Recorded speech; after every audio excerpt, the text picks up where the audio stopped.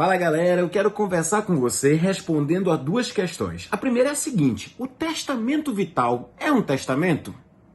E a segunda, olha só, o que tem a ver o testamento vital com direito penal? Olha só, a gente vai fazer uma mistura aqui entre direito das sucessões e direito penal. Olha só, vamos começar a entender o que é o direito, o testamento vital. Olha só.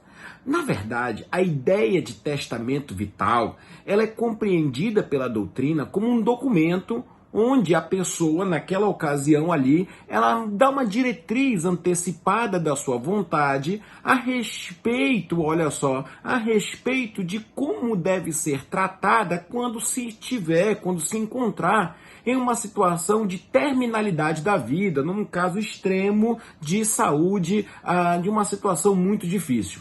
Então, olha só, para começo de conversa, perceba que o testamento vital, e a gente começa agora a enfrentar nosso primeiro questionamento, ele não é um testamento.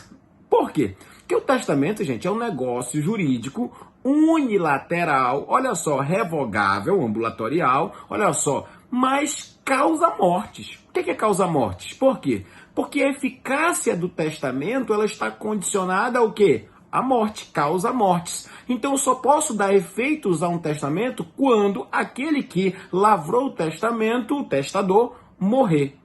Aqui não. Aqui no testamento vital, perceba, presta atenção nisso. O testamento vital vai ter efeitos justamente antes da morte, enquanto a pessoa está numa situação de dificuldade, debilidade, num tratamento difícil, numa situação de terminalidade. Portanto, testamento vital não é testamento.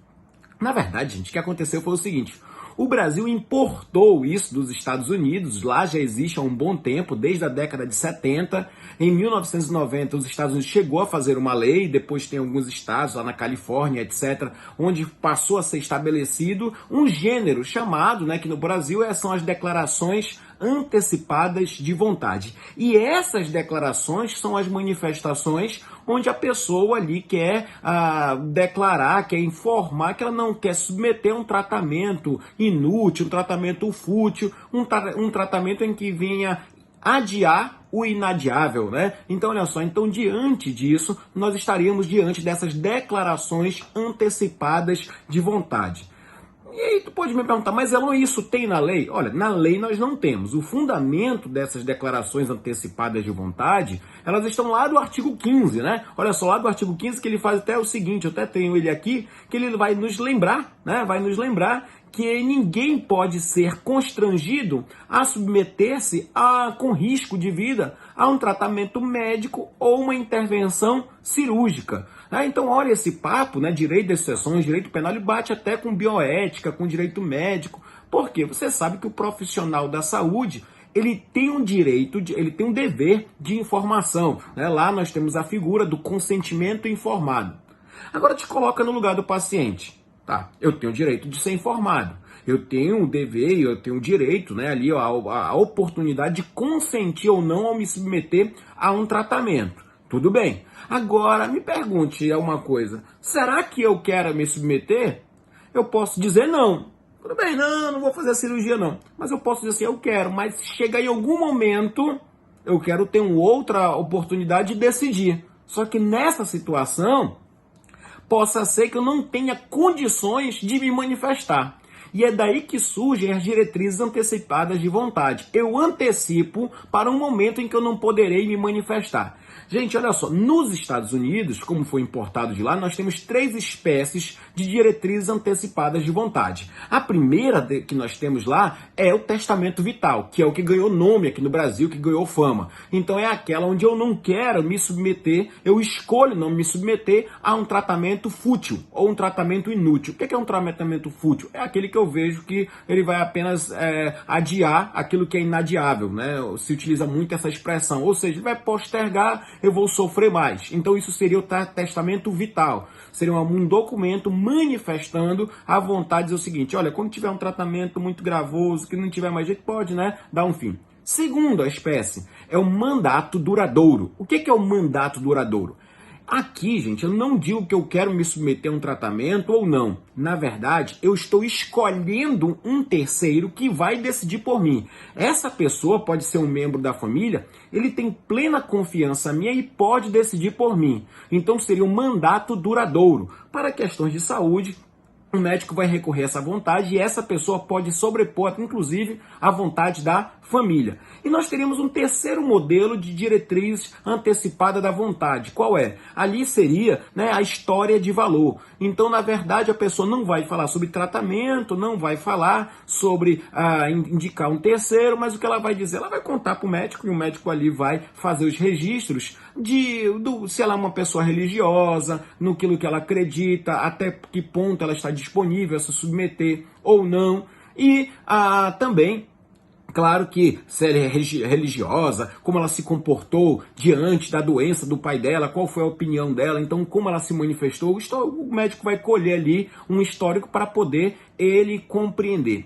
Agora, o médico ele é obrigado a atender a diretriz antecipada de vontade? Olha só, gente, o médico ele não é obrigado, ele não está vinculado a isso. Por quê? Porque o médico ele tem o seu código de ética. E também aí entra o direito penal. Então o médico tem que ter muito cuidado com isso, porque ele também não pode acabar sofrendo responsabilização civil, claro, e responsabilização penal por conta de atender uma diretriz ali lançada pelo paciente. Então, minha gente, nós podemos perceber, em grossas linhas, que o testamento vital ele não é um testamento, na verdade, é um documento que é uma espécie de uma diretriz antecipada de vontade.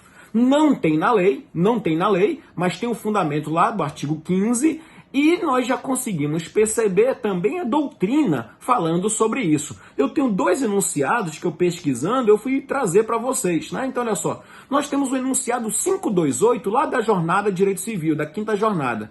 E esse enunciado, gente, ele fala que é válida a declaração de vontade expressa em documento autêntico, também chamado de testamento vital, olha, usa até a expressão, em que a pessoa estabelece disposições sobre o tipo de tratamento de saúde ou não tratamento que deseja ali, que quer se encontrar em condições de manifestar sua vontade. Então, olha só, nós temos um enunciado afirmando a possibilidade. E eu tenho, gente, um enunciado mais específico, que eu não sei se vocês já ouviram falar, mas nós temos as jornadas de direito da saúde. E olha só, o enunciado 37, ele diz o seguinte: as diretrizes ou declarações antecipadas de vontade, olha só, que especificam esses tratamentos médicos que o declarante deseja ou não submeter quando incapacitado de expressar-se autonomamente, devem ser feitas, olha, explica até como devem ser feitas, preferencialmente por escrito, por instrumento particular, com 2 testemunhas ou público, olha só, sem prejuízo de outras formas inequívocas de manifestações admitidas em direito.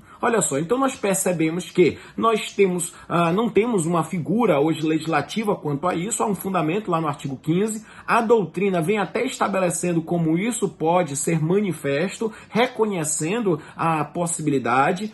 E eu chamo a atenção, o Conselho Federal de Medicina, gente, ele tem uma resolução, é a resolução 1995 de 2012, que já foi, olha só, que já está em eficácia desde 2012, lá de agosto de 2012, onde ela dá mais ou menos as características no Brasil, E ela reconhece, por exemplo, vou colocar no blog lá, o que pode ser feito no Brasil em relação tanto ao mandato duradouro quanto ao próprio testamento vital, de não se submeter a uma situação que a pessoa não tem esse interesse. Agora, é muito importante você prestar atenção e se ligar numa coisa: as diretrizes antecipadas de vontade, olha só, elas são excepcionais e só podem ser aplicadas em uma situação de saúde terminal, de uma situação extrema de saúde, aquilo que nós falamos em terminalidade da vida. É uma situação que a gente já está ali submetendo, claro que é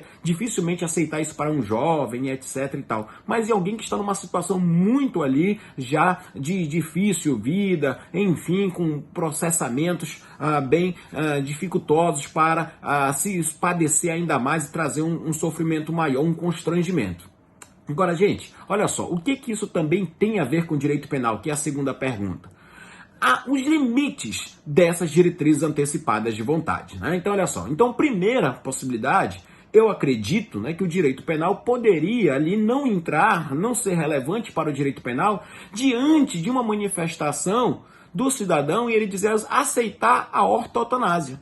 Então, olha só, ele chega lá e diz o seguinte: não, para mim não tem problema, né? Não tem nenhuma dificuldade, eu não quero que sejam investidos ainda mais tratamentos que só vão prorrogar o meu sofrimento. Isso é possível? Porque isso não é punível no Brasil, né? A ortotanásia, que é o padecimento, né? O investimento no paciente de tratamentos que só vão prorrogar a vida ali e etc. Isso não é relevante para o direito penal. Então isso não teria problema. Agora eu vejo como impossibilidade alguém querer colocar lá eutanásia. Eutanásia não pode, no Brasil é vedada. Eutanásia no Brasil, ela possui, né, o tratamento jurídico dado a ela é de homicídio privilegiado. Então responde por crime, sim, homicídio privilegiado, tem até um fundamento na própria exposição de motivos do Código Penal. Então não tem como colocar eutanásia numa diretriz antecipada de vontade. E também não tem como a pessoa escolher, por exemplo, né, tem até filmes famosos que tratam do suicídio assistido. Também a pessoa não teria como escolher o suicídio ali e colocar isso na diretriz antecipada, porque isso não teria valor, não teria como ser acolhido, porque o médico nessa hora não teria como agir nesses dois pedidos de eutanásia, ou até mesmo para um parente, etc., ou numa situação também de um suicídio assistido. A eutanásia, ela é superada. O que a gente pode perceber, gente, é que a aceitação desse instrumento, ela coopera para aquilo que nós chamamos, né, no direito civil de despatrimonialização do direito civil. Na verdade, nós estamos observando uma valorização do direito civil a alguns direitos existenciais. Aqui você pode ver que eu não trabalhei nada relacionado a patrimônios, mas sim a uma opção da vida em ela deixar de ser objeto, né, cada vez mais, e ser tratada realmente como um sujeito de direitos. Então, para a gente terminar esse nosso bate-papo, que até durou um pouco, nós podemos responder aquelas duas primeiras perguntas. A primeira, qual é? O testamento vital é um testamento? Não é. Porque testamento é um negócio jurídico, causa a morte, só tem eficácia após a morte. O testamento vital, ele já tem eficácia ali quando a pessoa está em terminalidade de vida, em situação extrema de saúde, ele já pode ser aplicado, ele deve ser aplicado. Então não tem nada a ver com testamento. O testamento vital não é um testamento. E o que tem a ver testamento vital com direito penal? É os limites do testamento vital. Olha só, uma diretriz antecipada de vontade, embora ela nunca venha vincular o médico em razão dos seus compromissos éticos e da sua responsabilidade civil e penal, um testamento vital nunca terá sequer nenhum risco de efeito, se envolver eutanásia, se envolver suicídio assistido, porque aqui nós temos um outro tratamento que deve ser observado, que é o tratamento do direito penal. E aí, o sujeito ativo dessas condutas, ele receberia um tratamento do direito penal, ele não poderia apresentar a diretriz antecipada de vontade como esse livramento. Esse é um debate muito interessante, não há lei sobre isso. Eu digo para vocês que existe um banco de dados no Brasil, né, Testamento Vital, tem até um site para quem quiser ir lá e depositar e fazer online o seu testamento, as suas declarações. Já é possível isso, se discutir com tudo isso que tem visto na doutrina. É interessante isso ir para um debate acadêmico, mas para um debate prático sobretudo em situações, eu pensei nisso já aqui nesse ambiente de pandemia, e também, né, as superações da vida em que nós possamos observar tantas pessoas sofrendo por tanto tempo e etc, e até que ponto aquela pessoa poderia ou não se manifestar como um sujeito de direitos, tudo bem? Então, fica ligado, esse era o bate-papo aí, um papo mais assim, quente, mais aprofundado, não uma declaração de STF, STJ, mas pra gente também pensar o direito, tá bom? Fica ligado nisso aí, valeu, grande abraço.